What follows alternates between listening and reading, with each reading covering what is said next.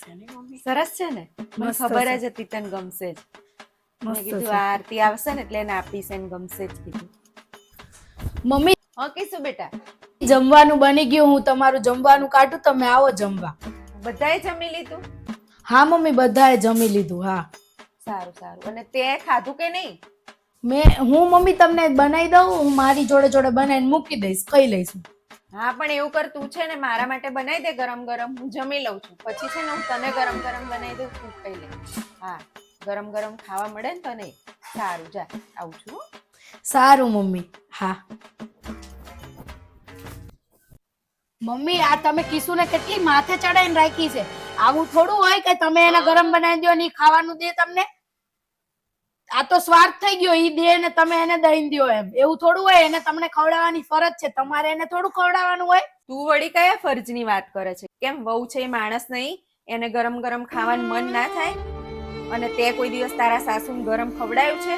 પોતે તો ત્યાં કશું કર્યું નહીં, એટલે તો પિયર આઈને બેઠી છે. તું આવી છે ને પિયર, તો એનો વાંધો નહીં, પણ છે ને અહીંયા ઘરમાં તારું ઘર તો તું તોડી નાઈ છે, તું તો ત્યાંથી તો રીસાઈ નાઈ છે, પણ અહીંયા તાર ભાઈના ઘરમાં તું ડખા કરાઈશ, અમને સાસુઓમાં તું ઝઘડા કરાઈશ. એટલે તારે છે ને રહેવું હોય તો રહે, એનો વાંધો નહીં, પણ અમારા ઘરમાં ડખા કરાવવાની કોશિશ ના કરતી. મમ્મી, હું અહીંયા રહું ને, એ તમને લોકોને નથી જ ગમતું. બસ તમે મને કાયમ સંભળાવો છો કે તું તાર સાસુ આમ નથી રાખતી, તું આમ નથી કરતી ને.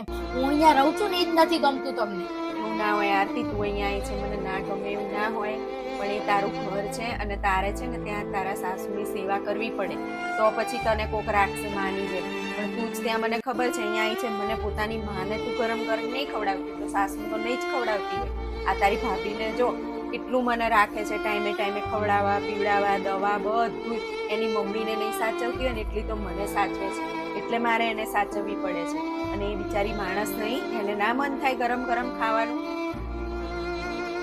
કરે છે. વાંધો નહીં મમ્મી, બહુનું જ ખેંચા હે. છોકરીઓ માની નહીં થતી. હા